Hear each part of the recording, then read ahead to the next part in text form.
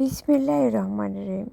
আসসালামু আলাইকুম সুপ্রিয় বন্ধুরা, ধীরেন কুকিং কটেজে সকলকে সাদর অভিনন্দন। আশা করি নিশ্চয়ই সকলে ভালো আছেন, আমিও ভালো আছি। এখন শাবান মাস, মানে হালুয়া রুটির রোজা। একটা সময় ছিল, এখনও আছে, যে শবে বরাত উপলক্ষে নিউজ পেপার, টেলিভিশন সব জায়গাতে একটা বিজ্ঞাপনের ছড়াছড়ি যে হালুয়া রুটি বানাতে হবে।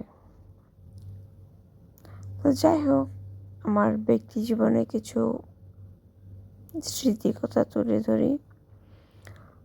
আমার বাবা বন বিভাগে চাকরি করতেন এবং সেই সুবাদে আমরা চট্টগ্রামে ছিলাম। আমার শৈশব কেটেছে চট্টগ্রামে। তো যাই হোক, কোয়ার্টারে যত মেয়েরা ছিলাম সবাই একযোগে দল বেঁধে শাড়ি পরে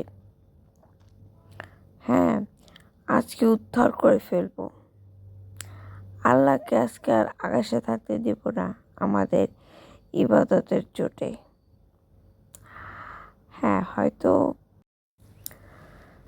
হয়তো সে আবেগ আল্লাহর কাছে মূল্যায়ন পেয়েছিল। নবী করিম সাল্লাল্লাহু আলাইহি সাল্লাম বলেছেন, নিয়তের গুণে বরকত। আমাদের নিয়ত আমল কতটা শুদ্ধ হয়েছিল জানি না, কারণ তখন জানতামই বা কি। আর ওই যে বললাম যে এমন ইবাদত করব যে আল্লাহ আজকে মাটিতেই নেমে আসবে। যা হোক, ওই সময় ওই বয়সে যা বুঝতাম। আর তখন তো এত সোশ্যাল মিডিয়া তো দূরে থাক, টেলিভিশনেও এতগুলো চ্যানেল ছিল না, একমাত্র বিটিভি ছাড়া। তো যা হোক, যা জানতাম, যেটুকু বুঝতাম সেটুকুতেই শাড়ি টাড়ি পরে অজু হতো কিনা জানি না। তারপরেও মাঝরাত্রি পর্যন্ত শুধু একটা কথাই বলতাম, আল্লাহ এবছর যেন পরীক্ষার রেজাল্টটা ভালো হয়, যে করেই হোক, যেভাবেই হোক, পরীক্ষার রেজাল্টটা যেন ভালো হয়। তো আলহামদুলিল্লাহ,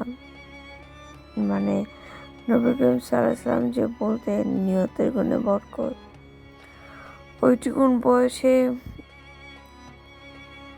এই নিয়তটুকুই হয়তো আল্লাহ তাআলা কবুল করেছেন।